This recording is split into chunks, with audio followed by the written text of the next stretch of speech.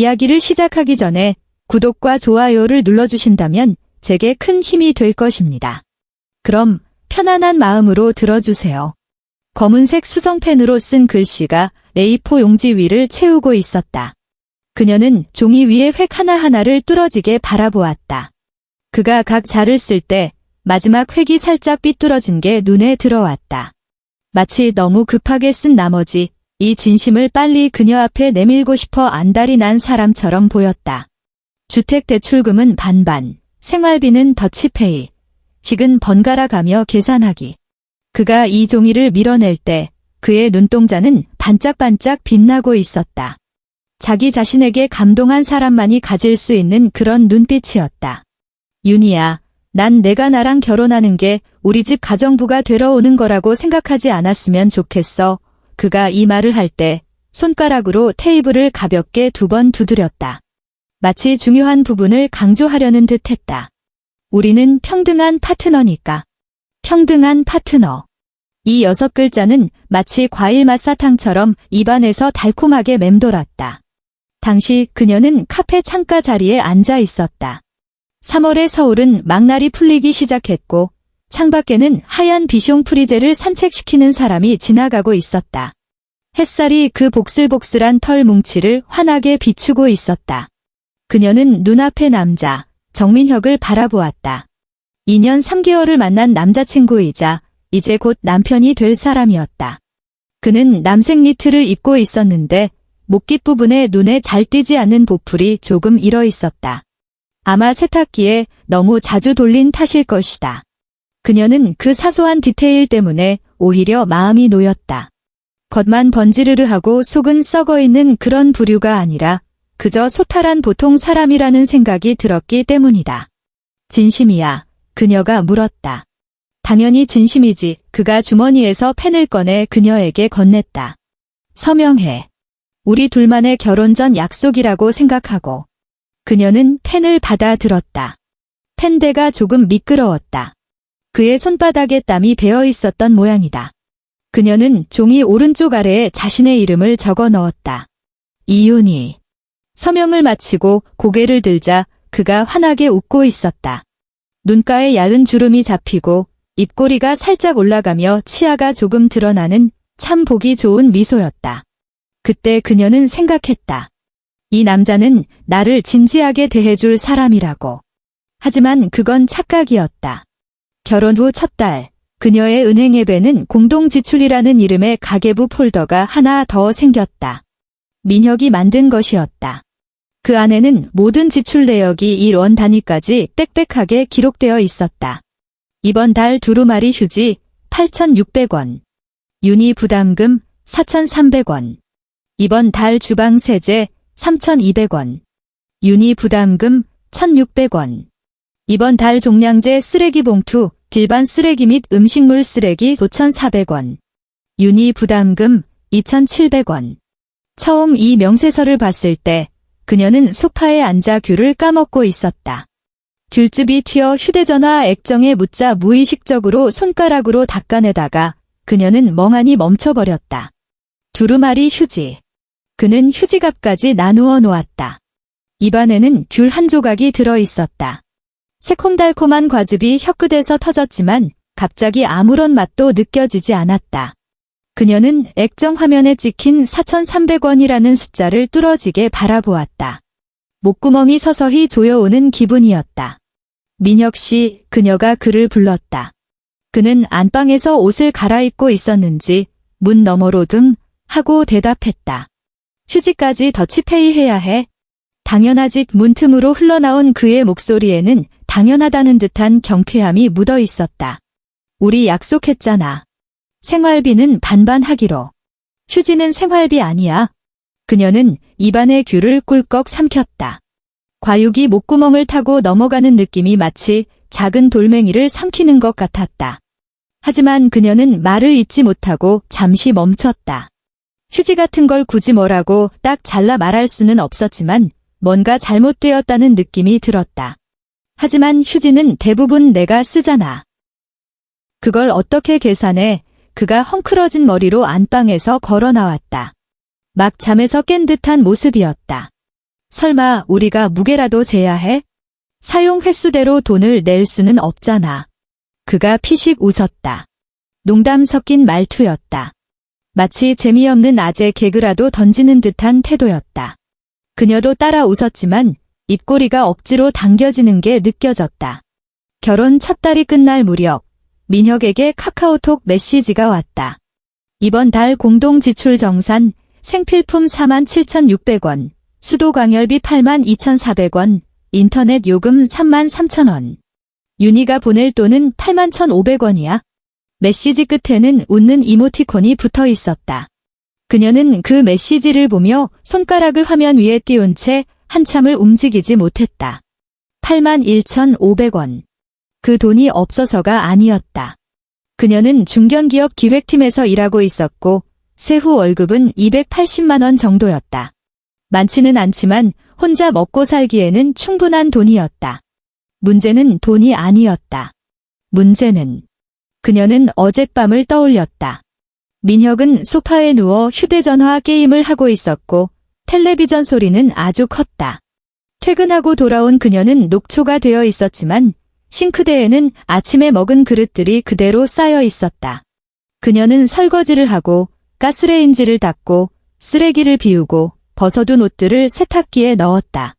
민혁은 그동안 손가락 하나 까딱하지 않았다. 안 도와줄 거야. 그녀가 물었다. 잠깐만, 이 판 거의 다 끝났어. 그의 눈은 휴대전화 화면에 고정된 채 엄지손가락만 바쁘게 움직였다. 그녀는 15분을 기다렸다. 게임이 끝나자 그는 바로 다음 판을 시작했다. 민혁 씨. 응. 설거지 다 했어. 그는 고개도 들지 않았다. 고생했어. 고생했어. 그 네 글자가 마치 찬물처럼 머리끝부터 발끝까지 끼얹어지는 기분이었다. 그녀는 젖은 행주를 든 채 부엌 입구에 서 있었다.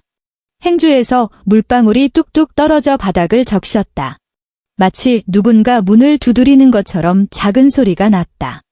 하지만 아무도 문을 열어주지 않을 것이다. 그녀는 화를 내지 않았다. 이건 결혼 생활의 적응기라고 그녀는 스스로를 다독였다. 신혼부부라면 누구나 겪는 과정이고 대화하고 이해하면 다 좋아질 거라고 믿었다. 그녀는 은행 앱을 열어 민혁에게 81,500원을 이체했다.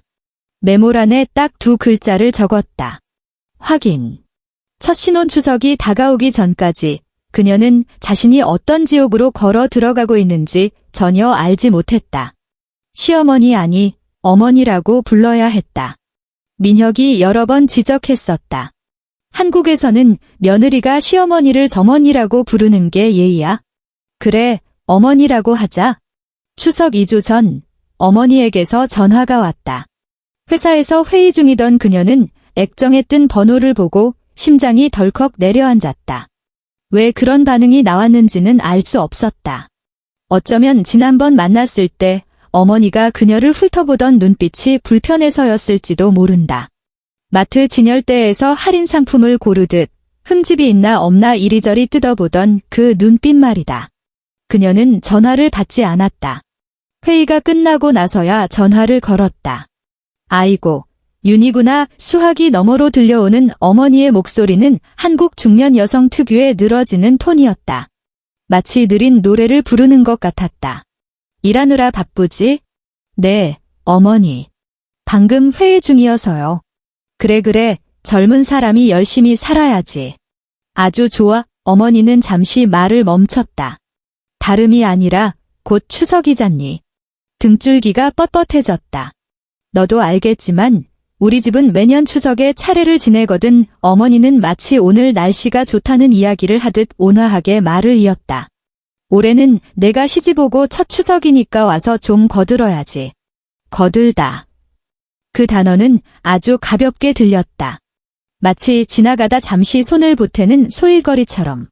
네, 어머니, 그녀가 대답했다. 제가 뭘 하면 될까요? 아유, 별거 없어. 어머니가 웃었다. 그냥 전만 붙이면 돼. 할 줄 알지? 전. 그녀는 머릿속에서 빠르게 그 단어를 검색했다. 전, 부침개. 차례상에 올라가는 생선전, 동그랑땡, 꼬치산적 같은 것들. 종류는 많고 만드는 과정은 지독하게 번거로운 음식.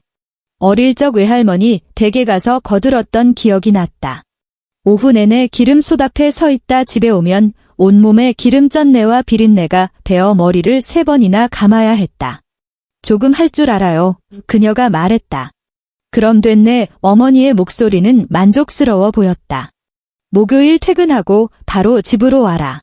재료는 내가 다 사놓을 테니까 너는 붙이기만 해. 목요일.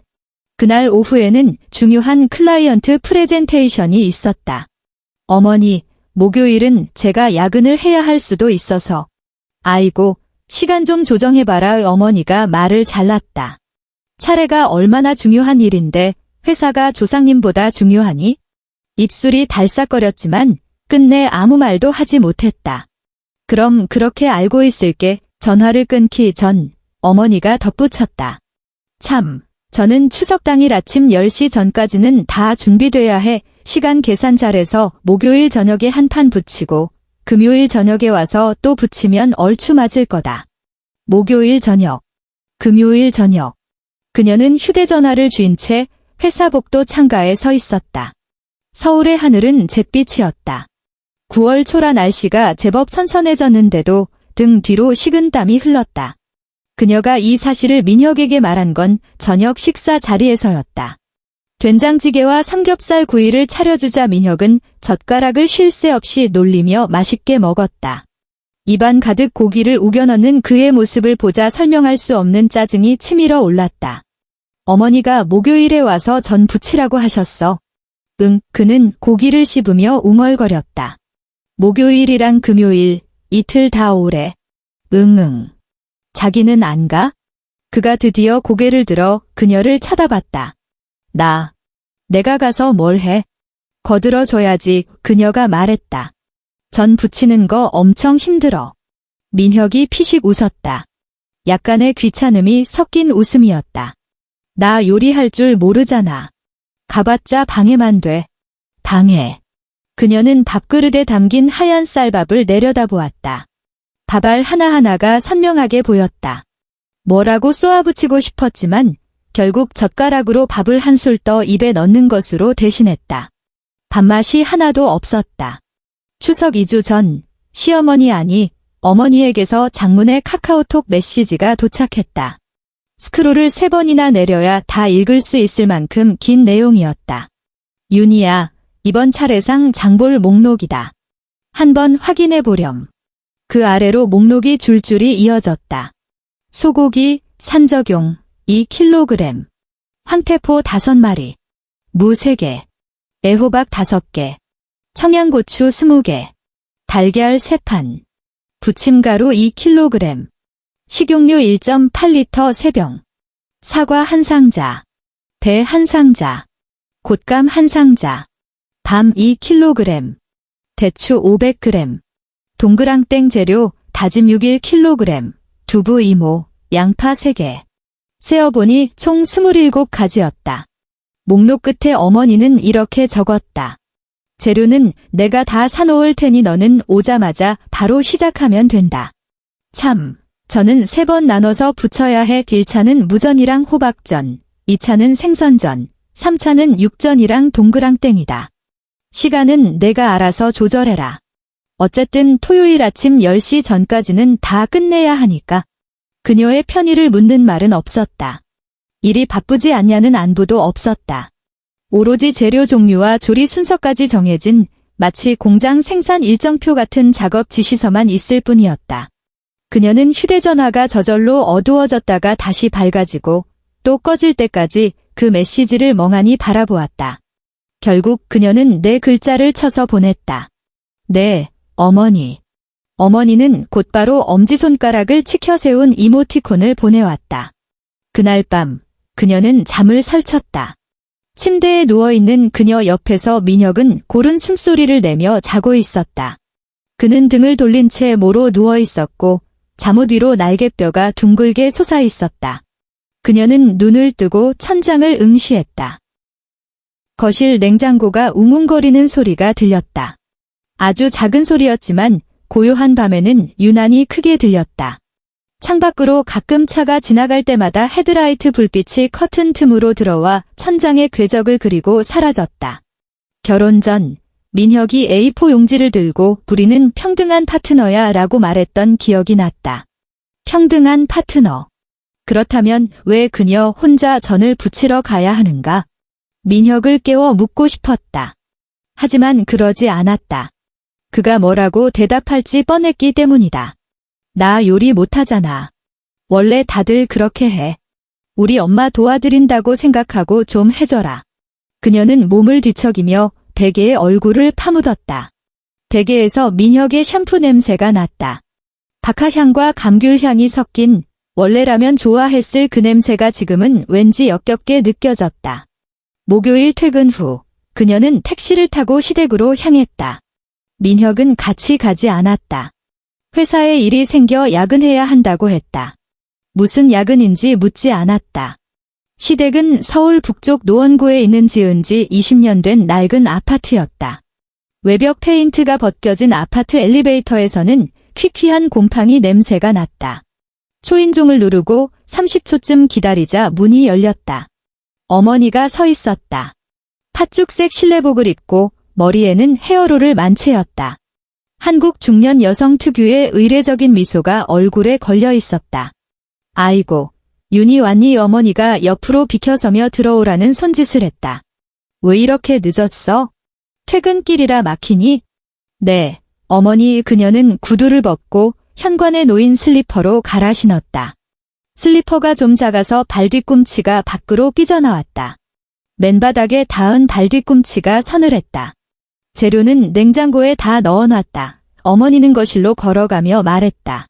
기름은 내가 미리 달궈놨으니까 바로 시작해라. 난 드라마 좀 봐야겠다. 오늘이 마지막 회거든. 그녀는 잠시 멍해졌다. 어머니는 이미 소파에 자리를 잡고 앉아 리모컨을 쥐고 있었다. 텔레비전 화면에서는 주말 드라마 예고편이 흘러나오고 있었다. 시아버지는 소파 반대편에 앉아 소주잔을 기울이고 있었다. 그녀가 들어오자 고개만 까딱하며 아는 체를 했다.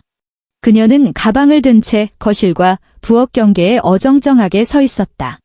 가방은 현관에 두렴. 어머니가 뒤도 돌아보지 않고 말했다. 앞치마는 부엌 문 뒤에 걸려 있으니까 입고. 그녀는 부엌으로 들어갔다. 부엌은 4평 남짓수로 좁았다. 가스레인지 위에는 커다란 프라이팬 2개가 올려져 있었고 이미 기름이 부어져 자글자글 끓는 소리를 내고 있었다. 냉장고 문에는 생선은 냉동실, 고기는 냉장실이라고 적힌 포스트잇이 붙어 있었다. 냉장고 문을 열었다. 생고기와 채소가 뒤섞인 냄새와 함께 냉기가 확 끼쳐왔다. 냉동실에는 황태 5마리가 꽁꽁 얹채 쟁여져 있었다. 말라 비틀어진 생선 눈알이 그녀를 쏘아보는 것 같았다. 냉장실에는 다진 소고기, 깍둑썰기한 산적용 고기, 물에 담긴 두부가 있었다. 채소는 부엌 구석 플라스틱 바구니에 담겨 있었다. 팔뚝만 한무, 윤기가 흐르는 애호박, 비닐봉지에 담긴 청양고추가 매운 냄새를 풍겼다. 그녀는 앞치마를 메고 일을 시작했다. 먼저 무전이었다. 물을 씻고 껍질을 벗긴 뒤 얇게 썰었다. 칼이 내려갈 때마다 도마에서 통 하는 소리가 규칙적으로 울렸다. 깎여나간 무껍질이 도마 가장자리에 죽은 벌레처럼 웅크리고 있었다. 물을 다 썬 뒤 그녀는 대접에 달걀 3개를 풀고 소금과 후추를 넣어 저었다. 그리고 무 조각에 밀가루를 묻히고 달걀물을 입혀 기름 솥에 넣었다. 기름은 뜨거웠다. 기름이 튈 때마다 손등이 따끔거렸다. 붉은 점이 올라오고 화끈거렸지만 그녀는 닷하고 짧게 신음한 뒤 손을 2번 털고 다시 일을 계속했다.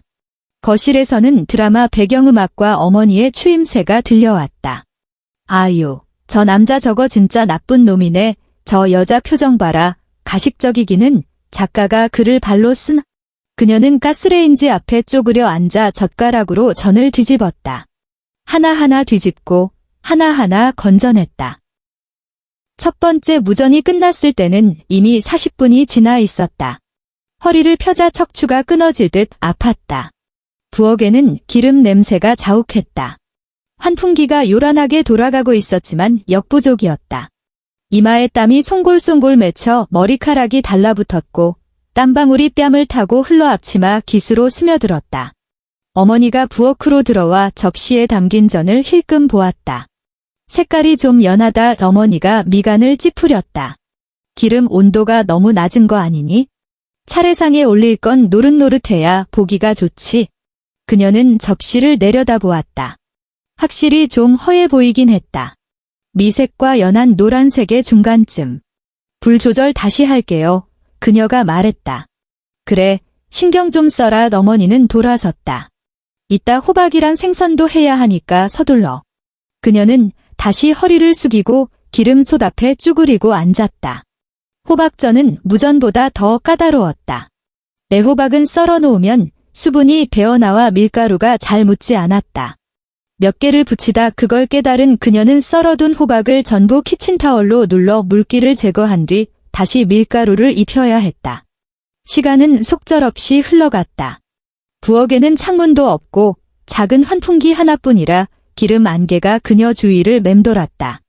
눈이 따가워지기 시작했다.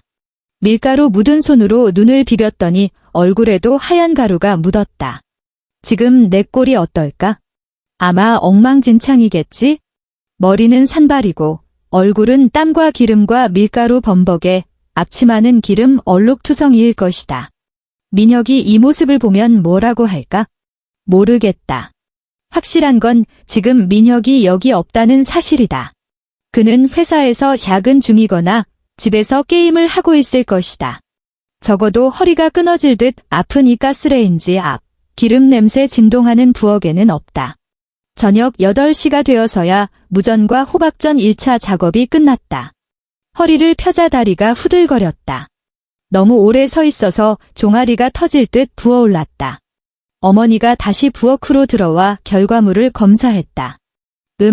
이번 건 괜찮네. 어머니가 고개를 끄덕였다. 칭찬이라기보다는 공장 품질 관리자가 합격 도장을 찍는 듯한 말투였다. 생선은 미리 꺼내서 해동해 둬라. 내일 와서 마저 부쳐야지. 오늘은 너무 늦었으니까 그만 가봐. 너무 늦었다. 휴대전화 시계를 보니 8시 3분이었다. 오후 4시에 퇴근해서 5시 반에 시댁에 도착해 지금까지 전만 부쳤다. 2시간 반 동안. 네, 어머니. 그녀는 앞치마를 벗어 문 뒤에 걸었다. 내일은 몇 시에 올까요? 6시쯤 와라. 어머니가 말했다. 생선 손질하는 게 까다로우니까 좀 일찍 와. 6시. 내일은 금요일이다. 오후에 클라이언트 미팅이 있어서 5시에 끝날 예정이다. 6시까지 오려면 미팅이 끝나자마자 회사에서 뛰쳐나와 택시를 타야 했다. 네, 그녀가 대답했다. 부엌을 나올 때 시아버지는 여전히 소파에 앉아 있었다. 소주병은 반 넘게 비어 있었다. 그가 그녀를 보더니 눈꺼풀을 들어 올리며 한마디 했다. 수고했다. 수고했다. 민혁이 했던 말과 똑같았다. 그 세 글자가 유난히 귀에 거슬렸다. 아파트 단지를 빠져나와 대로변에서 택시를 기다렸다. 9월의 서울 밤 공기는 제법 차가웠다. 바람이 불자 몸이 으슬으슬 떨렸다. 옷에서는 기름전 내가 났다. 머리카락 사이사이까지 냄새가 배어 샴푸를 해도 지워지지 않을 것 같은 지독한 냄새였다. 팔을 들어 냄새를 맡아보니 비린내와 기름 냄새가 섞여 인상이 절로 찌푸려졌다. 가로등 아래 서서 지나가는 차들을 바라보았다. 10분쯤 기다려서야 겨우 빈 택시를 잡을 수 있었다. 택시를 타자마자 기사 아저씨가 백미러로 그녀를 힐끔 쳐다봤다. 아이고, 손님. 전 부치고 오시나 봐요? 그녀는 깜짝 놀랐다. 어떻게 아셨어요? 허허, 냄새 보면 알죠. 기사 아저씨가 사람 좋게 웃었다. 악의는 없어 보였다. 추석 다가오니까 며칠 전부터 손님 같은 분들을 몇 번 태웠거든요. 다들 시댁에서 나오는 길인데 하나같이 기름 냄새를 폴폴 풍기더라고요. 그녀도 따라 웃었지만 씁쓸했다. 아들내미는요? 남편은 안 도와주고 기사 아저씨가 물었다. 남편은 야근해요. 야근, 아저씨가 코웃음을 쳤다. 다 핑계지 뭐, 아가씨, 내가 하나 말해주는데 한국 남자들 다 그래요. 제사 때는 멀찌감치 도망가 있다가 먹을 때만 제일 먼저 달려든다니까. 우리 집사람도 옛날에 우리 어머니한테 시집살이 호되게 당했는데 지금은 며느리한테 제사 신경 쓰지 말라고 해요. 우리가 알아서 한다고.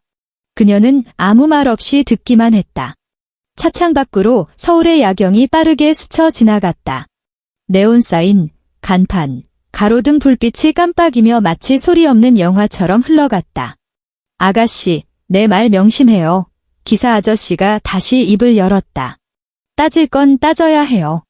안 그러면 평생 고생합니다. 네, 그녀가 작게 대답했다. 하지만 그녀는 알고 있었다. 자신이 따질 수 있는 건 아무것도 없다는 것을. 집에 도착하니 밤 9시 반이 다 되어 있었다. 도어록 비밀번호를 누르고 문을 열었다. 거실 불이 켜져 있고 텔레비전 소리도 들렸다. 민혁은 소파에 누워 휴대전화 게임에 열중하고 있었다. 도어록 소리에 그가 고개를 들었다. 왔어. 응. 힘들지. 응. 그걸로 대화는 끝이었다. 그녀는 욕실로 들어가 입고 있던 옷을 벗어 빨래 바구니에 던져 넣었다. 흰 블라우스는 이미 회색빛으로 변해 있었고 소매와 목깃에는 기름 얼룩이 거뭇하게 묻어 있었다. 샤워기 아래 서서 뜨거운 물을 틀었다. 물이 너무 뜨거워 피부가 벌개졌지만 온도를 낮추지 않았다. 이 뜨거운 온도로 몸에 밴 기름 냄새를, 오늘의 피로를, 가슴속에 맺힌 정체모를 답답함을 씻어내고 싶었다. 그녀는 아주 오랫동안 씻었다. 보일러 온수기에서 삐 소리가 날 때까지. 물을 끄고 욕실 거울 앞에 섰다. 수증기 때문에 거울 속 얼굴이 뿌옇게 흐려져 있었다. 손바닥으로 거울을 문질러 닦아냈다. 거울 속에 비친 얼굴은 지치고 창백했다. 눈 밑에는 옅은 다크서클이 드리워져 있었다. 이게 나인가? 그녀는 거울 속 자신을 한참 동안 바라보았다. 다음 날, 금요일. 그녀는 평소처럼 출근해서 회의하고 기획안을 쓰고 메일에 답장했다. 오후 클라이언트 미팅이 30분이나 길어지는 바람에 5시 45분에야 끝이 났다. 그녀는 가방을 챙겨 들고 회사 밖으로 뛰쳐나오며 택시를 호출했다. 택시가 시댁 아파트 단지에 도착한 건 50분 뒤였다. 약속 시간보다 35분이나 늦은 6시 35분이었다. 초인종을 누르자 어머니가 문을 열어주었다. 어머니의 표정이 굳어 있었다. 왜 이렇게 늦었니? 죄송해요, 어머니. 회사 회의가 좀 길어져서. 됐다. 얼른 들어와. 어머니가 획 돌아서며 말했다. 생선 다 해동됐다. 빨리 시작해. 그녀는 슬리퍼로 갈아 신고 부엌으로 들어갔다. 조리대 위에는 해동된 황태 5마리가 놓여 있었다. 생선 몸에서 녹아내린 얼음물이 접시에 흥건했다. 생선 눈알은 여전히 부릅뜬 채 그녀를 노려보고 있었다. 마치 또 너냐? 라고 묻는 것 같았다. 앞치마를 두르고 생선 손질을 시작했다. 생선전은 전 부치기 중에서도 가장 귀찮은 작업이었다. 내장을 제거하고 뼈를 발라낸 뒤 적당한 크기로 포를 떠서 밀가루와 달걀물을 입혀 구워야 했다. 그녀는 조리대 앞에 쭈그리고 앉아 칼끝으로 가시를 하나하나 발라냈다. 가시가 억세서 잘 빠지지 않는 건 손가락으로 집어 뽑아야 했다. 가시가 손가락 끝을 찌를 때마다 따끔거렸지만 신경 쓸 겨를이 없었다. 거실에서는 텔레비전 소리와 함께 시아버지와 어머니가 나누는 대화 소리가 들려왔다. 가끔 웃음소리도 섞여 있었다. 그녀는 부엌에 홀로 갇혀 기름 냄새와 싸우고 있었다. 환풍기 소리가 단조로운 소음처럼 웅웅거리며 귓가를 때려 머리가 지끈거렸다. 첫 번째 생선전을 다 부쳤을 때 손 이곳저곳에 화상을 입은 상태였다. 손등에는 붉은 점이 2개 생겼고 엄지와 검지 사이 물갈퀴 부분에는 물집이 잡힐 듯 부어올랐다.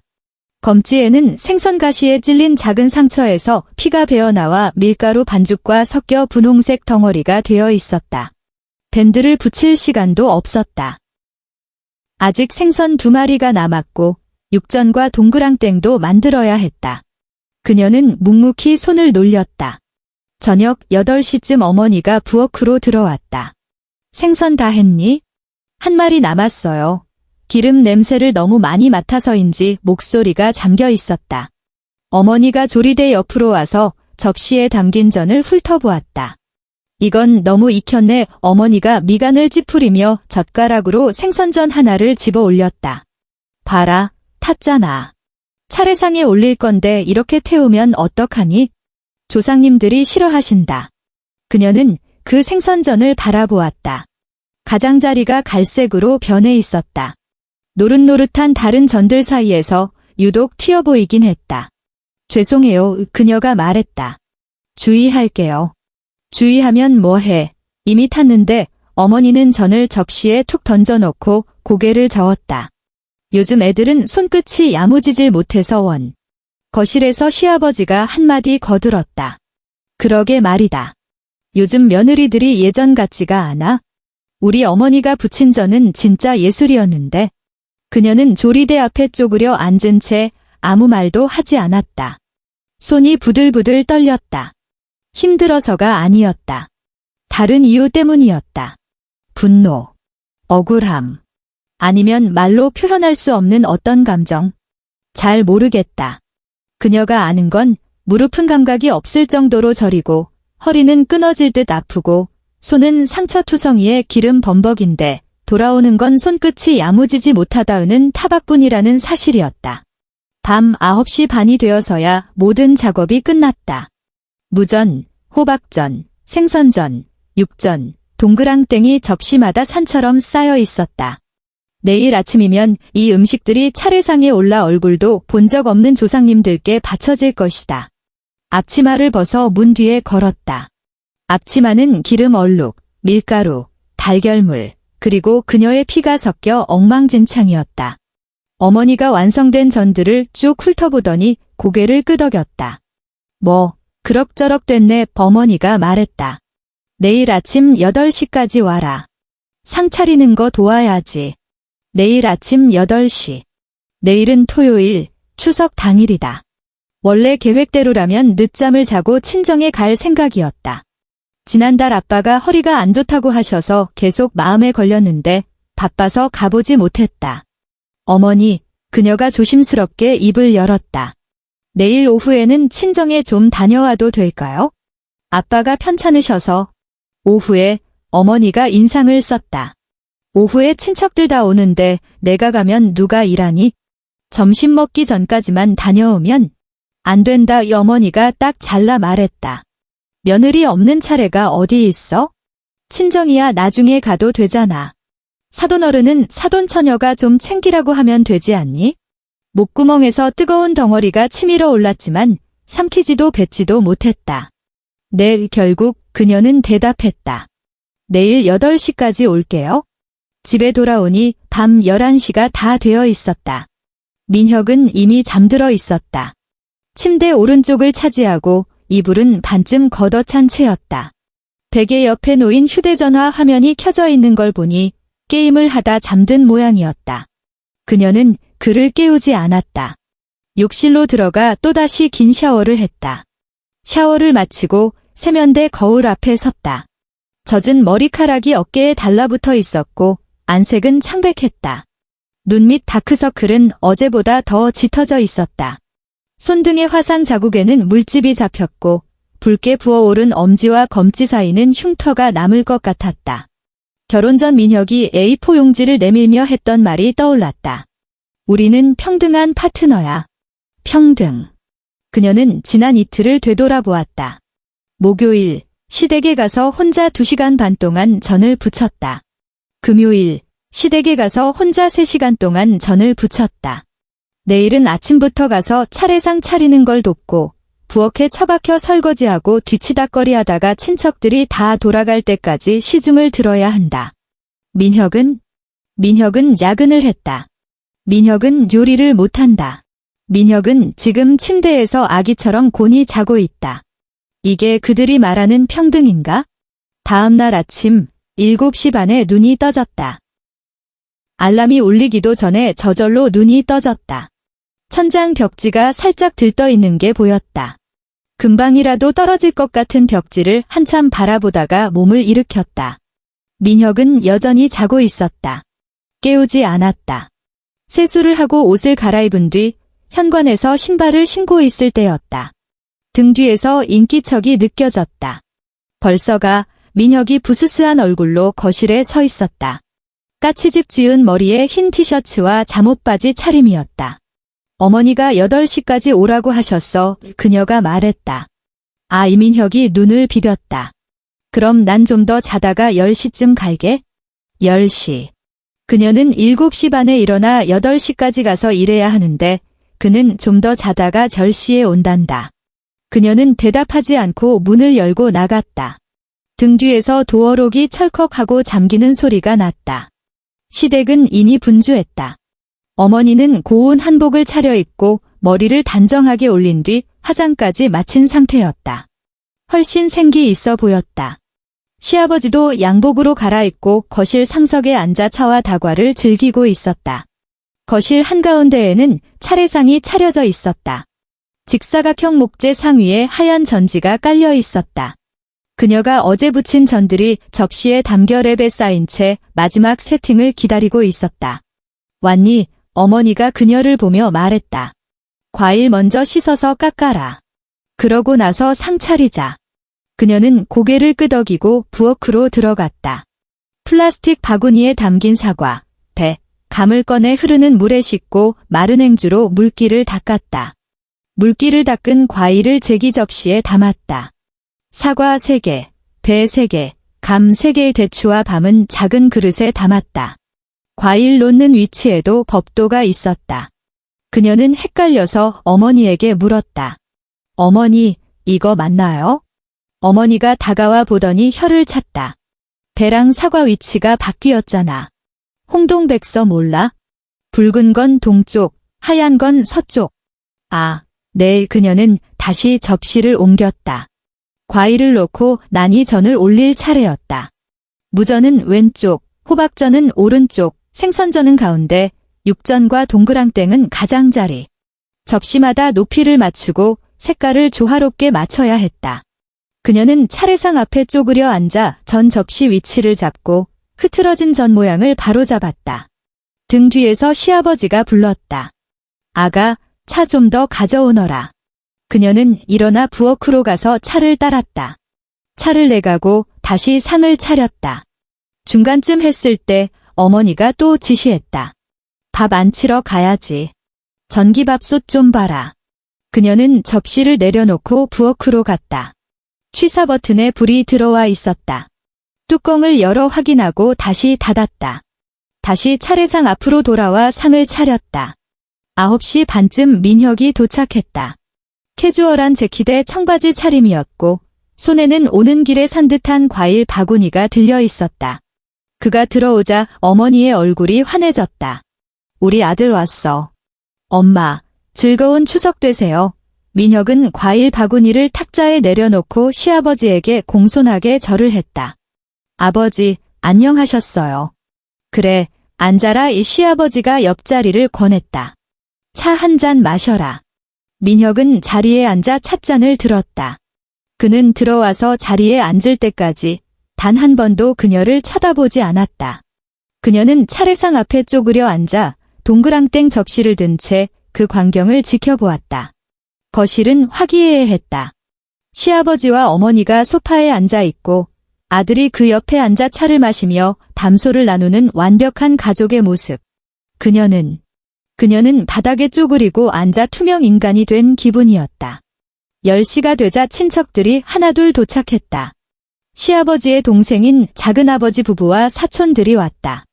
이름도 잘 모르는 먼 친척들도 들어와 인사를 나누고 거실에 자리를 잡았다. 거실은 금세 사람들로 꽉 찼다.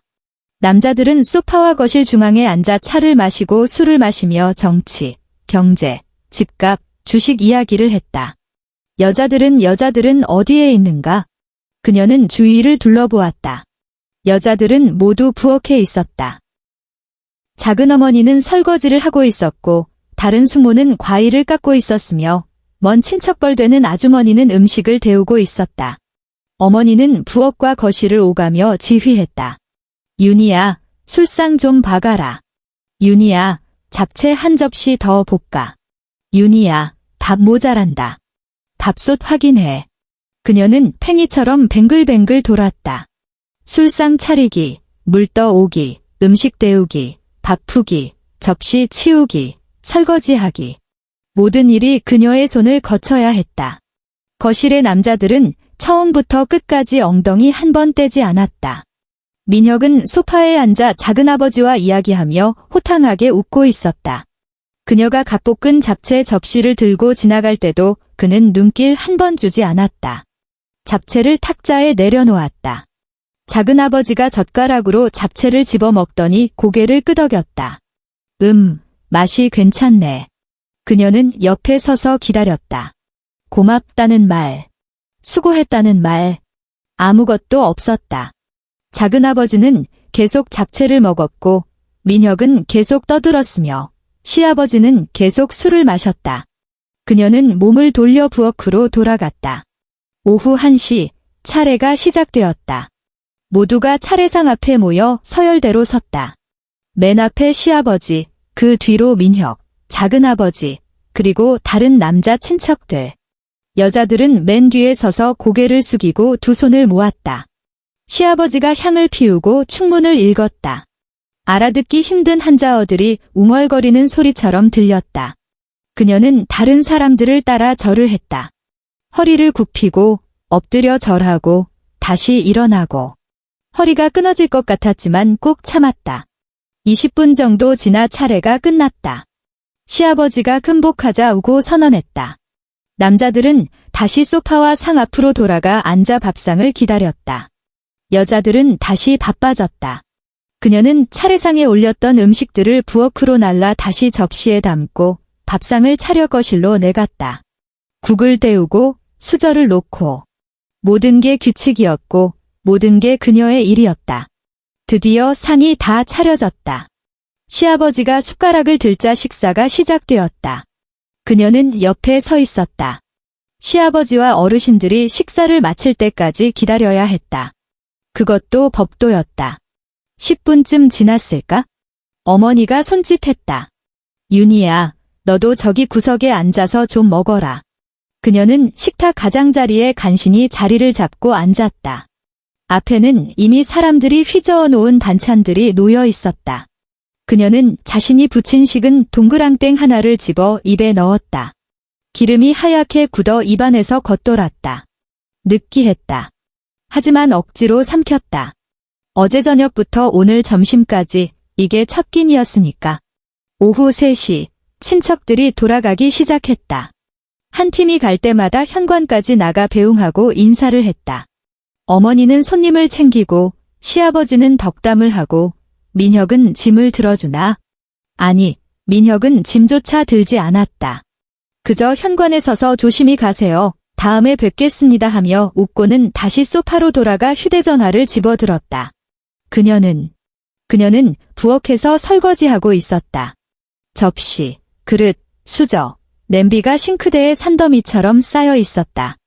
세제 거품이 손을 뒤덮고 물소리가 쏴아 귓가를 때렸다. 그녀는 혼자서 그 거대한 설거지 산과 싸우고 있었다. 작은어머니가 가기 전에 부엌에 얼굴을 비쳤다. 아이고 윤희야, 고생했다. 아니에요, 살펴가세요. 작은어머니는 돕지 않고 고개만 끄덕이고 나갔다. 그녀는 다시 그릇을 닦았다. 시댁 부엌에는 온수가 나오지 않았다. 찬물에 손이 시려 감각이 무뎌졌다. 40분 동안 설거지를 하고 나니 끝이 보였다. 그릇을 행주로 닦아 찬장에 넣고 가스레인지를 닦고 식탁을 닦고 바닥을 쓸고 닦았다. 모든 뒷정리가 끝났을 때는 오후 4시 반이었다. 그녀가 부엌에서 나왔을 때 거실에는 시아버지와 어머니 그리고 민혁만 남아 있었다. 다 했니? 어머니가 물었다. 네. 그럼 이제 가봐라 어머니가 말했다. 오늘 고생했다. 고생했다. 또 그 세 글자였다. 그녀는 고개를 끄덕이고 현관으로 가서 신발을 신었다. 민혁이 휴대전화를 손에 쥔 채 힐끔거리며 그녀의 뒤를 따라왔다. 그녀가 허리를 숙여 신발을 신을 때 그의 휴대전화 화면이 번쩍였다. 모바일 게임의 결과 화면이었다. 아, 또 졌네. 그가 중얼거렸다. 그녀는 아무 대꾸도 하지 않았다. 신발끈을 단단히 묶고 문을 열어 밖으로 나갔다. 집으로 돌아오는 길, 두 사람은 택시를 탔다. 차 안은 조용했다. 라디오에서 흘러나오는 옛날 노래만이 정적을 채웠다. 택시 기사님도, 민혁도, 그녀도 아무 말이 없었다. 그녀는 차창 밖으로 스쳐 지나가는 서울의 거리 풍경을 바라보았다. 머릿속이 엉킨 실타래처럼 복잡했다. 제사가 끝났다. 목요일부터 지금까지 그녀는 꼬박 3일을 시댁에서 보냈다. 7시간 넘게 기름 냄새를 맡으며 전을 부쳤고 수백 개의 그릇을 닦았으며 수도 없이 불려다니며 심부름을 했고 몇 번이나 타박을 들었다. 그래서 그녀가 얻은 건 무엇인가? 고생했다는 말 한마디. 민혁이 얻은 건 무엇인가? 따뜻한 차와 다과, 그리고 부모님의 흐뭇한 미소. 이게 그들이 말하는 평등인가? 택시가 중간쯤 왔을 때 그녀가 입을 열었다. 민혁 씨. 응, 그는 여전히 휴대전화 화면에 시선을 고정한 채였다. 제사상 장보는 비용 말이야. 그것도 더치페이 해야 하는 거 아니야? 그가 멈칫하더니 고개를 들어 그녀를 쳐다봤다. 뭐? 내 말 못 들었어? 제사 음식 재료비 말이야. 그녀의 목소리는 스스로도 놀랄 만큼 차분했다. 어머니가 사신 소고기, 생선, 채소, 과일 다 합치면 꽤 큰 돈일 텐데. 우리 더치페이 부부잖아. 그럼 이 돈도 반반 부담해야 하는 거 아니냐고. 민혁은 몇 초간 침묵했다. 그러더니 헛웃음을 터뜨렸다. 아주 가소롭다는 듯 말도 안 되는 농담을 들었다는 듯한 웃음이었다. 그건 조상님께 올리는 거잖아. 그가 말했다. 거기에다 대고 어떻게 돈 계산을 해? 하지만 그 음식들, 그리고 그 음식 너 혼자 먹은 거 아니잖아. 그가 말을 잘랐다. 다 같이 먹었잖아. 그치? 너도 육전 먹고 동그랑땡 먹고 과일도 먹었어. 먹을 건 다 먹어놓고 이제 와서 돈을 나누자고? 그녀는 입을 벌렸지만 뭐라 반박해야 할지 알 수 없었다. 그의 말이 맞는 것 같기도 했다. 하지만 분명 어딘가 잘못되어 있었다. 그녀는 다시 등받이에 몸을 기댔다. 더는 아무 말도 하지 않았다. 창밖의 풍경이 빠르게 뒤로 밀려났다. 네온사인이 하나둘 켜지고 서울의 밤이 시작되고 있었다. 문득 지난달의 두루마리 휴지 사건이 떠올랐다. 그가 보냈던 정산 요청 메시지. 이번 달 생필품 분담금 4,300원. 휴지는 더치페이 해야 한다. 하지만 제사는 더치페이 할 수 없다. 왜냐하면 휴지는 그녀가 쓰는 것이고 제사는 조상님을 위한 것이기 때문이다. 그녀는 드디어 그 잘못된 부분이 무엇인지 깨달았다. 이른바 더치페이라는 것은 오직 그녀가 쓰는 돈에만 존재했다. 그의 돈은 그가 알아서 관리한다. 하지만 그녀의 돈은 반을 뚝 떼어 그에게 줘야 한다. 이게 그들이 말하는 평등이었다. 그날 밤 그녀는 잠을 이루지 못했다. 침대에 누워 민혁의 고른 숨소리를, 거실 냉장고가 웅웅거리는 소리를, 창밖으로 가끔 지나가는 자동차 소리를 들었다. 그녀는 눈을 뜨고 천장을 응시했다. 머릿속에서 오만 가지 생각이 꼬리에 꼬리를 물었다. 결혼한 지 1년 반이 지났다. 그동안 그녀는 밥을 몇 번이나 차렸을까? 설거지는 몇 번이나 했을까? 청소는 또 몇 번이나 했을까? 셀 수 없었다. 하지만 민혁이 한 횟수는 정확히 알았다. 0회. 그는 요리를 하지 않았다. 난 할 줄 모르잖아. 그는 설거지를 하지 않았다. 식기세척기가 하잖아. 하지만 그 식기세척기에 그릇을 넣는 건 언제나 그녀였다. 그는 청소를 하지 않았다. 나중에 같이 하자. 하지만 그 나중에는 영원히 오지 않았다. 그녀는 퇴근 후 집에 와서 밥을 했고 그는 소파에 누워 게임을 했다. 그녀는 주말에 청소기를 돌렸고 그는 침대에 누워 늦잠을 잤다. 그녀는 휴가를 내고 시댁에 가서 전을 부쳤고 그는 회사에서 야근을 하거나 집에서 휴식을 취했다. 이게 그들의 평등이었다. 그녀는 몸을 뒤척여 베개에 얼굴을 파묻었다. 베개에서 민혁의 냄새가 났다.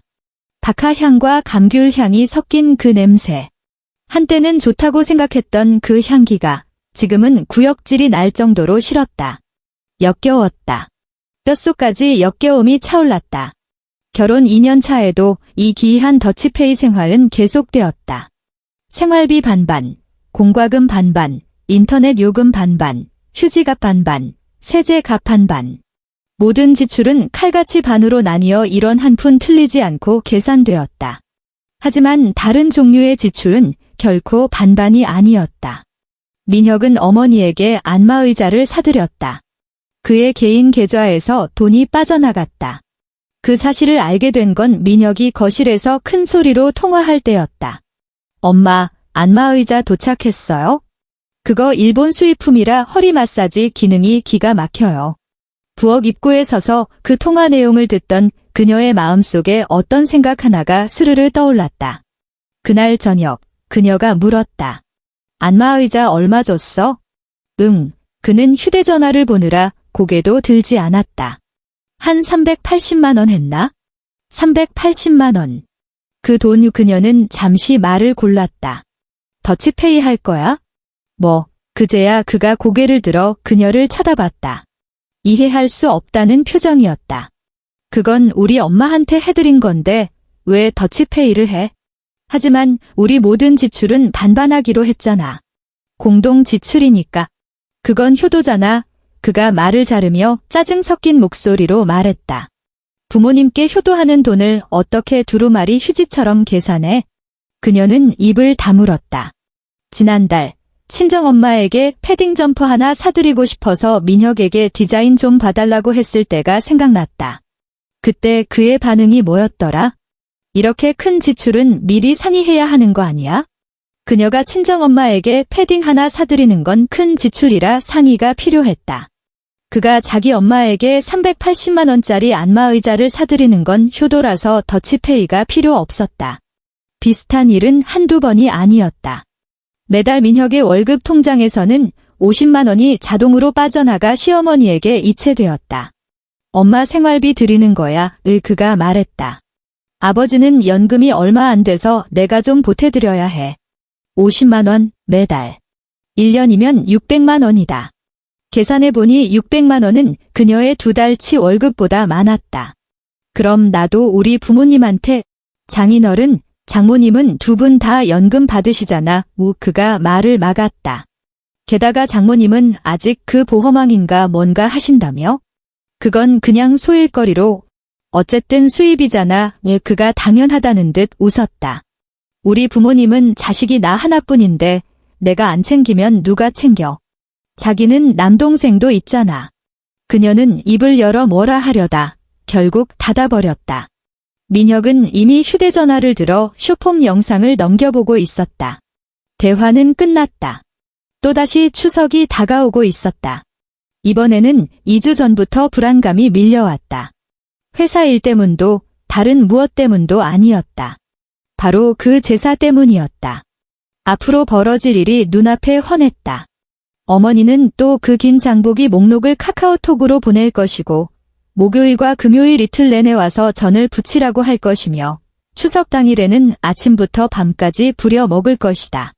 전이 조금이라도 타거나 싱거우면 인상을 찌푸리며 요즘 애들은 손끝이 야무지질 못해라고 혀를 찰 것이다. 민혁이 어떻게 할지도 뻔했다. 그는 야근을 핑계댈 것이고 요리를 못한다며 빠질 것이고 제사 당일에는 캐주얼한 점퍼 차림에 과일 바구니 하나 들고 나타나 손님처럼 소파에 앉아 차 마시고 수다 떨고 휴대전화나 만지작거릴 것이다. 자신이 어떻게 될지도 알았다. 작년처럼 혼자 부엌 구석에 쭈그리고 앉아 전을 부치고 기름 냄새를 뒤집어 쓰고 몇 시간씩 서 있고 수백 개의 그릇을 닦으며 허리가 끊어질 듯한 고통을 참아낼 것이다. 그러고 나서 듣게 될 말은 단 한마디. 고생했다. 그게 전부일 것이다. 더는 겪고 싶지 않았다. 하지만 어떻게 해야 할지 알 수 없었다. 추석 2주 전 그 메시지가 어김없이 도착했다. 어머니가 보낸 카카오톡. 그 긴 장보기 목록. 이번에는 더 길었다. 올해는 먼 친척들까지 온다고 했다. 작년보다 인원이 2배는 늘었으니 전도 2배로 붙여야 했다. 재료는 내가 수요일에 다 사놓으마. 목요일 퇴근하고 바로 와서 1차로 붙여라. 금요일에 와서 2차 붙이고 토요일 아침 8시까지 와서 상 차리는 거 돕고. 의사를 묻는 말은 없었다. 통보뿐이었다. 메시지 마지막 줄에는 이렇게 적혀 있었다. 올해는 손님이 많이 오니까 신경 좀 써라. 신경 좀 써라. 그 5글자가 바늘처럼 눈을 찔렀다. 그녀는 화면 위에 손가락을 띄운 채 한참을 멍하니 있었다. 뭐라고 답해야 할까? 결국 그녀는 3글자를 쳐서 보냈다. 알겠어요. 그녀는 이 메시지를 캡처해서 민혁에게 보냈다. 이것 좀 봐. 민혁은 힐끔 보더니 2글자를 보냈다. 자기는 안 도와줄 거야?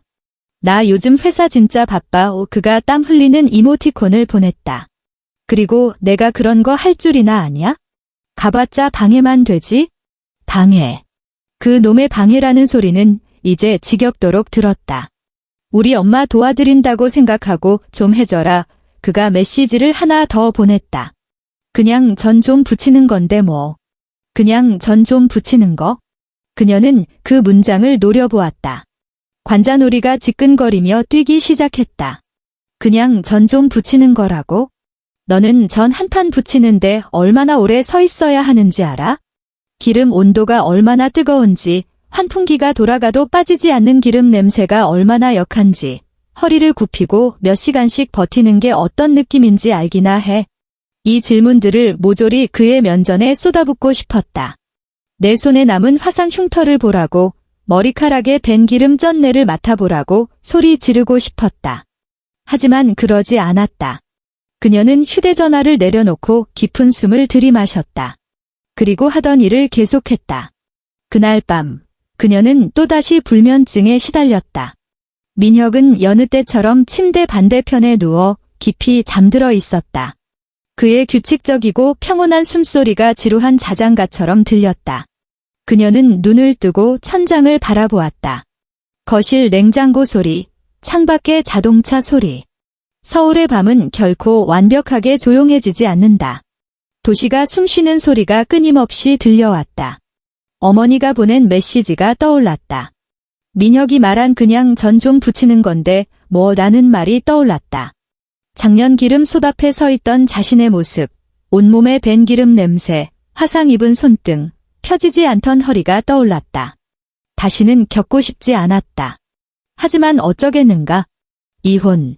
처음으로 그 단어가 머릿속을 스쳤다. 하지만 순식간에 사라졌다. 이혼이 어디 쉬운 일인가? 대출금은? 양가 부모님께는 뭐라고 해? 주변 사람들은 또 어떻게 생각하고? 그녀는 무작정 저지르고 보는 성격이 아니었다. 참는 것에 익숙했고, 타협하는 것에 익숙했고, 관계를 유지하기 위해 자신을 희생하는 것에 익숙했다. 그게 그녀의 문제였다. 하지만 오늘 밤은 유난히 지쳤다. 몸이 힘든 게 아니었다. 몸이 힘든 건 참을 수 있었다. 마음이 지쳤다. 끝이 보이지 않는 터널을 걷는 듯한 절망적인 피로감이었다. 그녀는 억지로 눈을 감고 잠을 청했다. 하지만 생각은 밀물처럼 들이닥쳤다. 파도처럼 쉼없이 밀려와 멈출 줄을 몰랐다. 새벽 3시가 넘도록 잠이 오지 않았다. 그녀는 침대에서 일어나 살금살금 거실로 나갔다. 휴대전화를 집어들었다. 화면이 켜지자 불빛이 눈을 찔렀다. 그녀는 목적 없이 휴대전화를 만지작거렸다. SNS를 보고, 뉴스를 보고, 유튜브를 봤다. 아무것도 눈에 들어오지 않았지만 기계적으로 스크롤을 내렸다. 그러다 광고 하나가 눈에 들어왔다. 제주도. 어느 바닷가 호텔. 사진 속에는 쪽빛 바다와 하얀 모래사장, 그리고 심플한 디자인의 현대식 건물이 있었다. 카피 문구는 이랬다. 가을 제주, 나에게 주는 휴식. 그녀는 그 사진을 뚫어지게 바라보았다. 마치 무엇에 홀린 듯 손가락이 움직였다. 클릭. 호텔 예약 페이지가 떴다. 가격을 확인했다. 싸지는 않았지만 감당 못할 수준은 아니었다. 날짜를 확인했다. 추석 당일, 빈방 있음. 예약하기 버튼 위에서 손가락이 미세하게 떨렸다. 심장이 갑자기 쿵쿵거리며 흉곽을 때리기 시작했다. 그녀는 자신이 무슨 생각을 하는지 알고 있었다. 이 버튼을 누르면 무슨 일이 벌어질지도 알고 있었다. 추석에 시댁에 가지 않는다. 그 지긋지긋한 전을 부치지 않는다. 기름 냄새 속에 갇혀 몇 시간씩 서 있지 않는다. 부려먹히고 무시당하고 투명인간 취급받지 않는다. 제주도에 있는다. 혼자서 바다를 보며 그 생각이 한 줄기 빛처럼 잿빛 머릿속을 환하게 비췄다.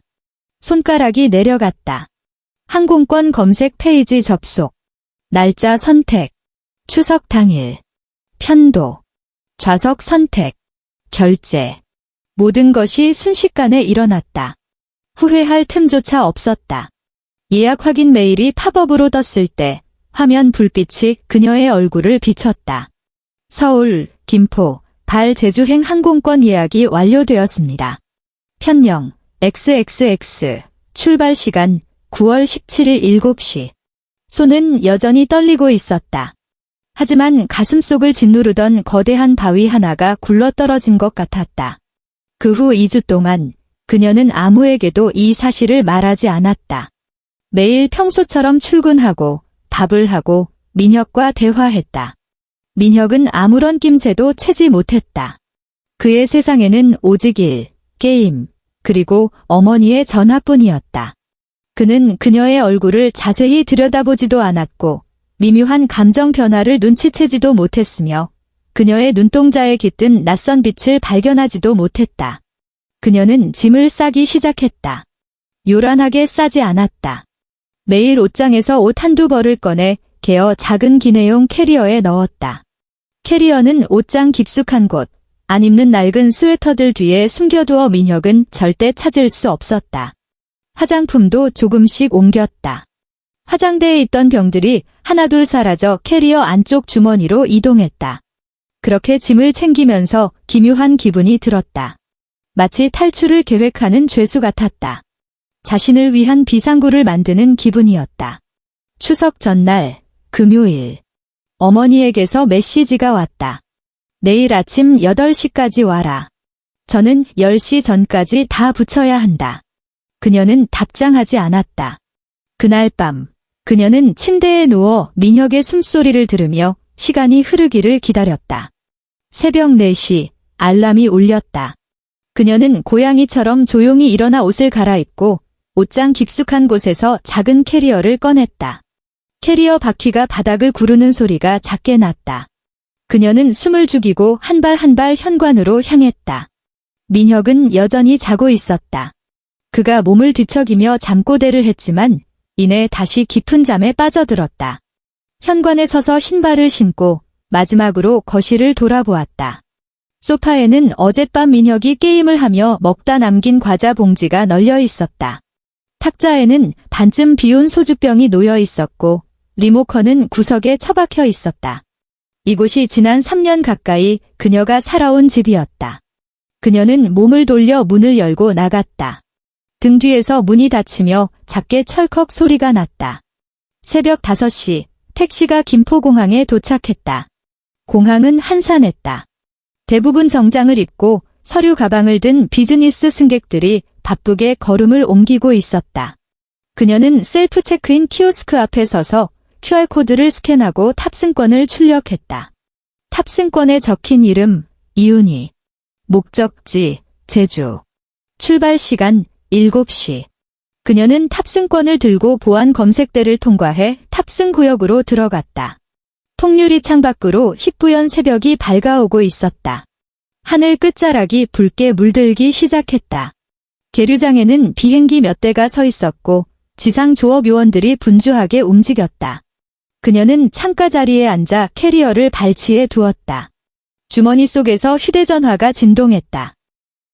꺼내보니 민혁이 보낸 메시지였다. 어디가? 문 닫는 소리에 깬 모양이었다. 그녀는 메시지를 보며 잠시 생각하다가 딱 2글자를 적어 보냈다. 출장. 민혁이 기라고 답장을 보냈다. 대화 끝. 그녀는 휴대전화를 주머니에 넣고 다시 창밖을 바라보았다. 아침 7시, 비행기가 정시에 이륙했다. 활주로를 질주할 때 엔진의 굉음이 기체를 타고 전해져 좌석이 미세하게 떨렸다. 곧이어 거대한 힘이 그녀를 뒤로 밀어붙였다. 기수가 들리고 비행기가 허공으로 떠올랐다. 창밖 풍경이 바뀌기 시작했다. 김포공항 청사가 장난감처럼 작아지고 활주로의 비행기들이 모형처럼 변했으며 고속도로 위 차들은 움직이는 점이 되었다. 이내 모든 것이 구름 아래로 사라졌다. 비행기가 구름층을 뚫고 올라가자 눈부신 햇살이 쏟아져 들어와 기내를 환하게 밝혔다. 그녀는 눈을 가늘게 뜨고 창밖의 황금빛 운해를 바라보았다. 구름은 거대한 솜사탕처럼 끝없이 펼쳐져 있었다. 아직 휴대전화 신호가 잡히고 있었다. 화면이 번쩍였다. 어머니의 부재중 전화였다. 1통, 3통, 5통. 그녀는 받지 않았다. 신호가 점점 약해졌지만 부재중 전화 숫자는 계속 올라갔다. 7통, 9통, 11통, 15통. 그때 화면에 안내 문구가 떴다.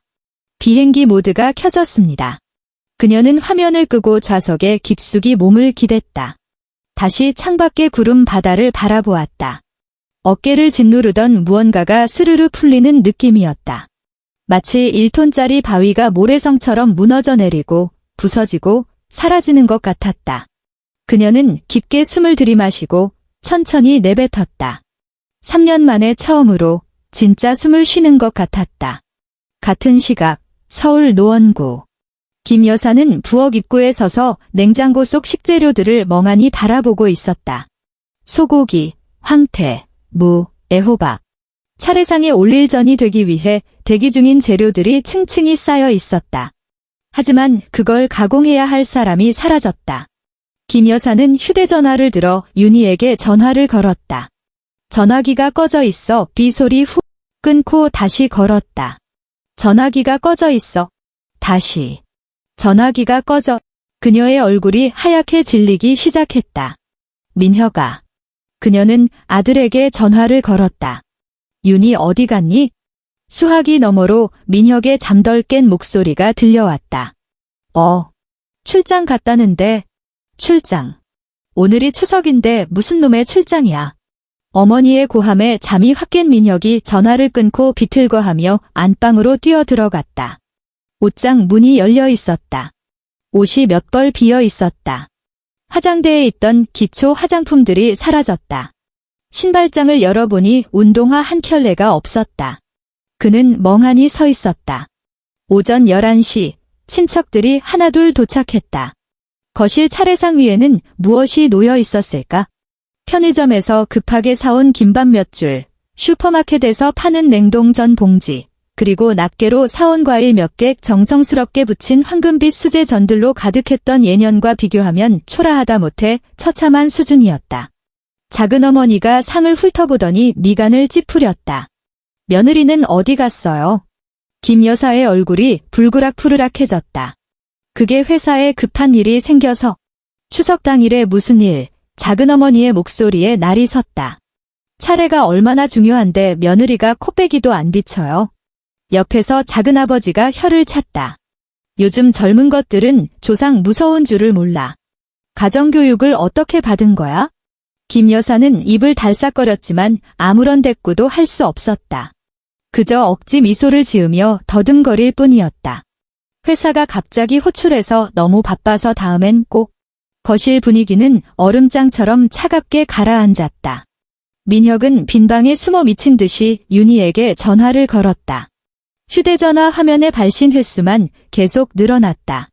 45통, 67통, 82통, 99통. 돌아오는 건 전화기가 꺼져 있어 라는 기계음뿐이었다. 그의 손이 부들부들 떨렸다. 그녀가 걱정되어서가 아니었다. 걱정 따위는 안중에도 없었다. 그의 머릿속에는 오직 하나뿐이었다. 친척들이 나를 어떻게 볼까? 엄마한테 얼마나 깨질까? 이 사실이 알려지면 내 체면은 뭐가 되지? 이 여자가 미쳤나? 그가 휴대전화를 침대에 내동댕이 치며 으르렁거렸다. 도대체 무슨 생각이야? 아무도 대답해 주지 않았다. 같은 시각, 제주도. 윤희는 바다가 보이는 카페 통유리창 앞에 앉아 아이스 아메리카노를 마시고 있었다. 카페는 조용했다. 구석자리에 손님 몇 명이 소곤거리는 소리만 들릴 뿐이었다. 창밖으로는 쪽빛 바다가 펼쳐져 있었고 파도가 부드럽게 밀려와 백사장을 적시는 소리가 들렸다. 그녀의 휴대전화는 테이블 구석에 뒤집힌 채 놓여 있었다. 몇 초 간격으로 화면이 켜지고 진동이 울렸다. 징, 징, 징의 전화, 전화, 전화. 그녀는 쳐다보지도 않았다. 그저 커피잔을 든 채 창밖의 바다만 바라보았다. 하늘은 파랗고 구름은 하얗다. 창틈으로 들어온 바닷바람에서 짭조름한 냄새가 났다. 그녀는 깊게 숨을 들이마셨다. 비릿하면서도 시원한 바다 내음이 폐부 깊숙이 들어와 가슴속에 쌓여있던 묵은 체증을 씻어내리는 것 같았다. 3년 만에 처음으로 내가 살아있다는 느낌이 들었다. 해질 무렵 태양이 수평선 너머로 기울기 시작했다. 그녀는 카페를 나와 해안 산책로를 천천히 걸었다. 주황색 석양이 바다 위에 길게 드리워져 물결을 황금빛으로 물들였다. 파도가 칠 때마다 부서지는 물방울이 금가루처럼 반짝였다. 그녀는 걸음을 멈추고 그 석양을 바라보았다. 그리고 평소라면 절대 하지 않았을 행동을 했다. 바다를 향해 있는 힘껏 소리쳤다. 악! 고함은 바닷바람에 흩어져 파도 소리에 묻혔다. 아무도 듣지 못했다. 아무도 신경 쓰지 않았다. 하지만 온몸의 뼈마디가 풀리는 기분이었다. 억눌려 있던 스프링이 튀어오르는 것 같았다. 그녀는 한 번 더 소리쳤다. 그리고 또 한 번. 목이 쉴 때까지 소리를 지르고 나서야 멈췄다. 그녀는 백사장에 서서 태양이 바닷속으로 완전히 잠길 때까지 금빛 테두리마저 사라지고 하늘이 짙은 군청색으로 변할 때까지 지켜보았다. 그리고 뒤돌아 호텔로 향했다. 발걸음이 깃털처럼 가벼웠다. 3일 후 그녀는 서울로 돌아왔다. 공항에서 집으로 가는 길, 하늘은 금방이라도 비를 뿌릴 듯 잔뜩 흐려 있었다. 도어록을 열고 집에 들어서자 거실에는 무거운 침묵이 감돌았다. 민혁은 소파에 앉아 있었다. 얼굴은 흑빛이었고 그녀를 보자마자 눈에서 불길이 일었다. 이제 왔어. 낮게 깔린 목소리였지만 억누를 수 없는 분노가 묻어났다. 응이 그녀는 캐리어를 현관에 두고 슬리퍼로 갈아 신었다.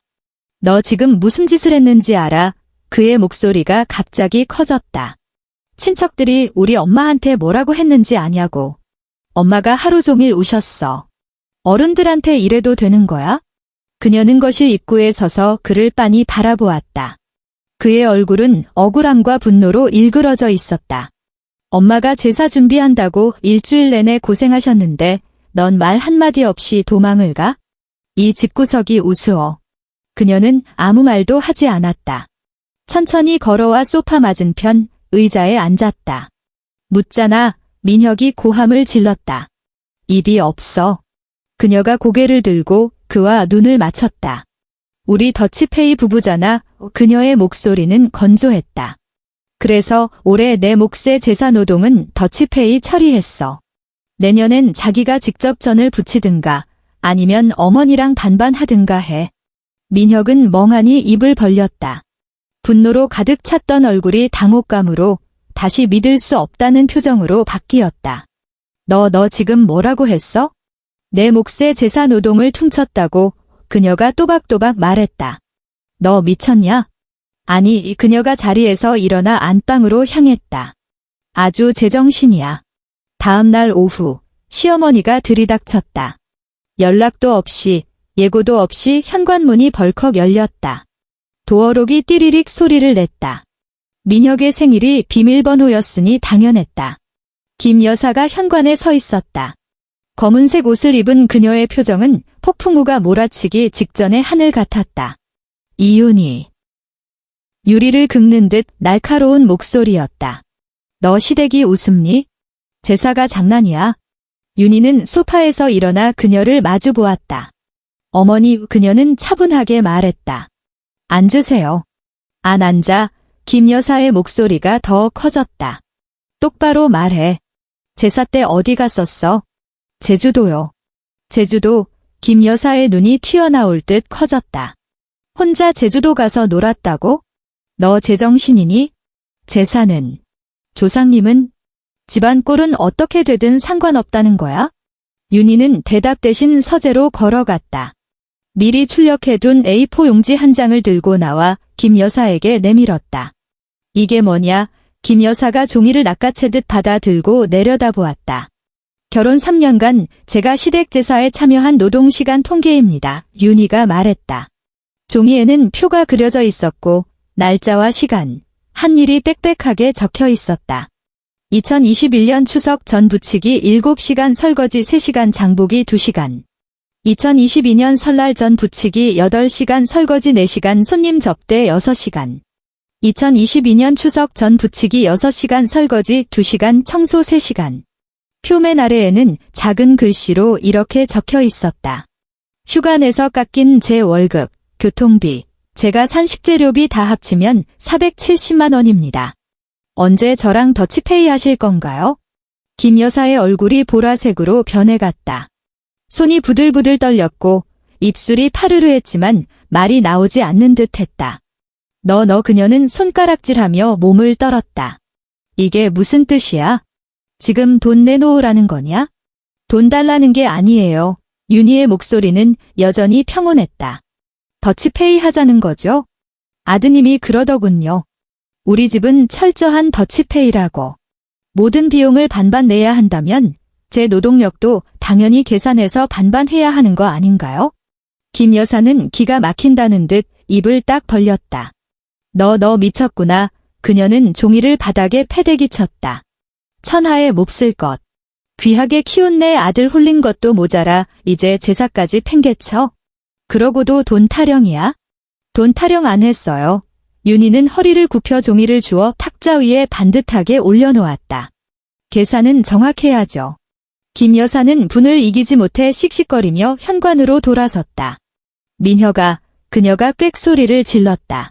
민혁아, 나와서 내 마누라 좀 봐라. 안방에서 나온 민혁의 얼굴도 흑빛이었다. 그는 어머니와 윤희를 번갈아 보더니 탁자 위 종이에 시선을 고정했다. 윤희야, 그가 목소리를 낮췄다. 그만하고 일단 엄마한테 사과해. 왜라니? 내가 왜 사과해야 해? 윤희가 그를 똑바로 쳐다봤다. 내가 뭘 잘못했는데? 너 민혁은 말문이 막혔다. 나 3년 동안 전 붙였어. 그녀의 목소리는 작았지만 한 글자 한 글자가 송곳 같았다. 3년 동안 설거지했어. 휴가 며칠 썼는지, 월급 얼마 깎였는지 알기나 해. 관심이나 있었어. 민혁은 입만 벙긋거릴 뿐 아무 말도 못했다. 자기는 맨날 나 요리 못해라고만 했지. 윤희가 말을 이었다. 맨날 원래 그런 거야라고 했고 맨날 고생했다 말 한마디로 퉁쳤어. 근데 자기는 한 게 뭐 있어? 단 하나라도 있어? 그건 원래 여자가 하는 일이니까. 왜? 뭐가 왜야? 왜 여자가 하는 일인데? 그녀가 그의 눈을 쏘아봤다. 법에 그렇게 쓰여 있어? 교과서에 나와? 아니면 어머니가 그래? 민혁의 얼굴이 벌개졌다. 너 지금 억지 부리는 거야? 억지 아니야. 윤희가 안방으로 몸을 돌렸다. 그냥 지쳤을 뿐이야.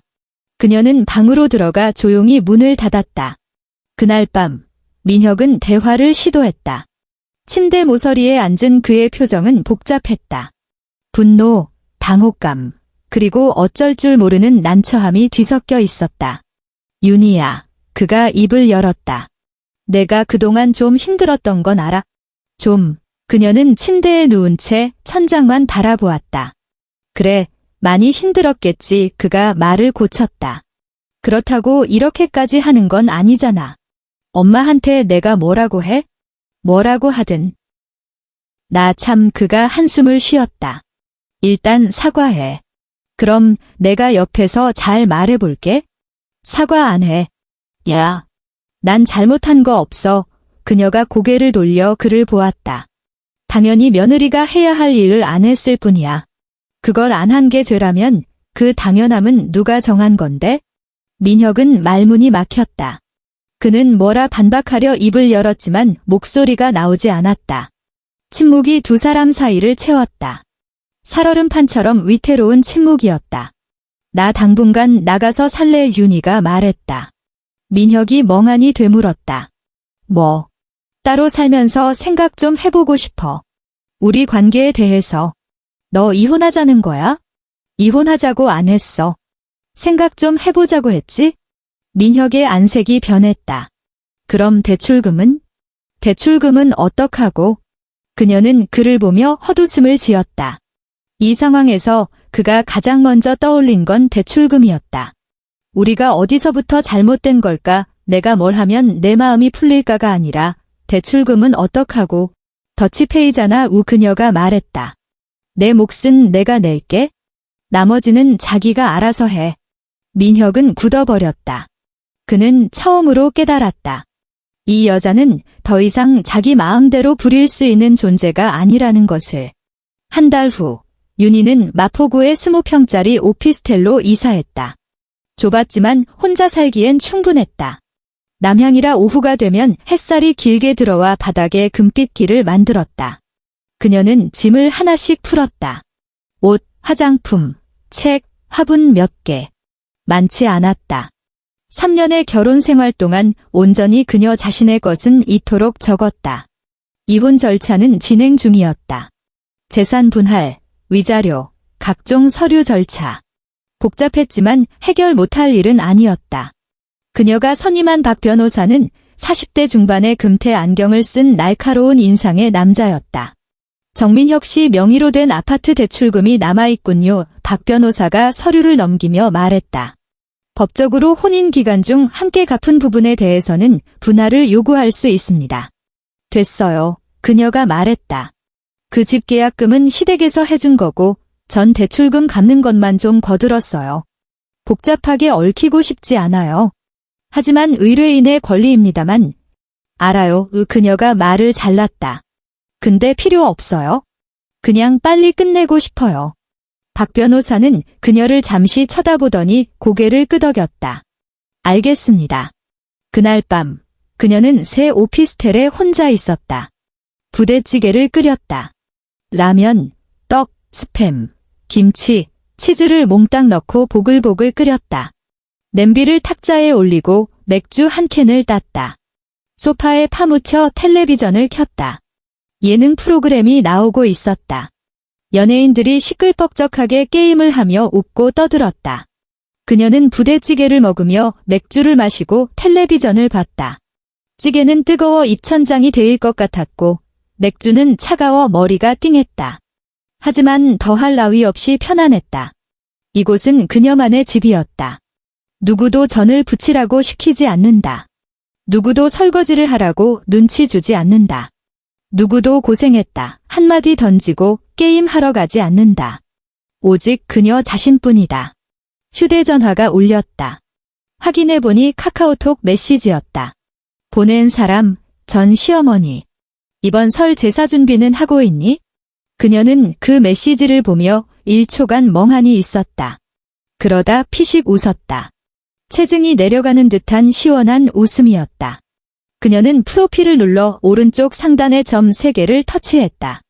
차단하시겠습니까? 확인. 화면에 이 사용자를 차단했습니다라는 문구가 떴다. 그녀는 휴대전화를 내려놓고 다시 부대찌개를 먹었다. 화면 속 연예인들은 여전히 웃고 있었다. 창밖으로 서울의 야경이 반짝였다. 그녀는 창밖을 한번 쳐다보고는 냄비에서 치즈떡 하나를 집어 입에 넣었다. 뜨거운 떡이 혀를 대었지만 뱉지 않았다. 입안에서 쫀득하게 녹아내리는 치즈와 떡을 씹었다. 맵고 뜨겁고 고소했다. 그것은 자유의 맛이었다. 시간은 흘러갔다. 가을이 겨울이 되고 겨울은 다시 봄을 향해 갔다. 그녀의 생활은 서서히 제 궤도를 찾았다. 매일 아침 7시에 일어나 씻고 화장하고 출근했다. 저녁에 퇴근해서 밥을 해 먹거나 배달을 시키고 예능을 보거나 책을 읽다 잠들었다. 단순한 일상이었다. 하지만 하루하루가 꽉 찬 느낌이었다. 어느 날 퇴근길, 꽃집 앞을 지나다 발길을 멈췄다. 가게 앞에 수국 화분이 놓여 있었다. 청보랏빛 꽃잎이 구름처럼 몽글몽글 피어 있었다. 그녀는 한참을 들여다보다가 가게로 들어가 그 화분을 샀다. 집에 돌아와 양지바른 베란다에 화분을 놓았다. 다음 날 아침 눈을 뜨니 햇살이 비스듬히 들어와 수국꽃잎에 맺힌 이슬을 비추고 있었다. 반짝반짝 빛이 났다. 그녀는 베란다에 서서 그 꽃을 바라보다가 문득 눈시울이 뜨거워졌다. 슬픔이 아니었다. 다른 종류의 감정이었다. 아마도 드디어 살아났다는 안도감이었으리라. 3월의 어느 날 이혼 확인서가 도착했다. 그녀는 서명하고 서류를 다시 보냈다. 일주일 뒤 법원 판결문이 날아왔다. 원고 이윤희와 피고 정민혁의 이혼 청구를 인용한다. 그녀는 종이를 한참 동안 바라보았다. 그리고 곱게 접어 서랍 속에 넣었다. 기념하기 위해서가 아니었다. 증명하기 위해서였다. 그 모든 일이 실제로 있었고 자신이 기어코 그곳에서 걸어 나왔다는 것을. 그날 밤 그녀는 다시 한강변의 카페를 찾았다. 제주도는 아니었지만 마포대교가 보이는 야경이 근사한 곳이었다. 창가에 앉아 아이스 아메리카노를 마시며 강물을 바라보았다. 검은 강물 위로 도시의 불빛이 보석처럼 부서져 내렸다. 건너편 빌딩 숲은 화려하게 빛나고 있었다. 3년 전 민혁이 A4 용지를 내밀며 우리는 평등한 파트너야 라고 말했던 순간이 떠올랐다. 그때는 믿었다. 그게 사랑인 줄 알았다. 나중에서야 알았다. 그건 정교하게 설계된 덫이었다는 것을.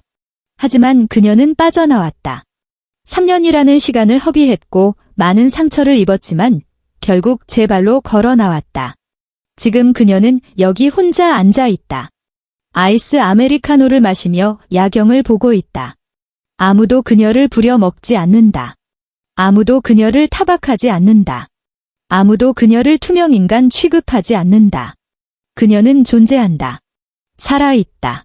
자유롭다. 그거면 충분했다. 카페 스피커에서 흘러나오는 올드 팝송이 부드럽게 등을 토닥이는 것 같았다. 그녀는 눈을 감고 깊게 숨을 들이마셨다. 그리고 천천히 내뱉었다. 창밖의 한강은 유유히 흐르고 있었다. 도시의 불빛은 여전히 반짝였다. 이제야 비로소 편안하게 잠들 수 있을 것 같았다. 오늘 이야기는 여기까지입니다. 시청해주셔서 감사합니다. 구독과 좋아요 잊지 마시고 우리는 다음 영상에서 다시 만나요. 안녕히 계세요.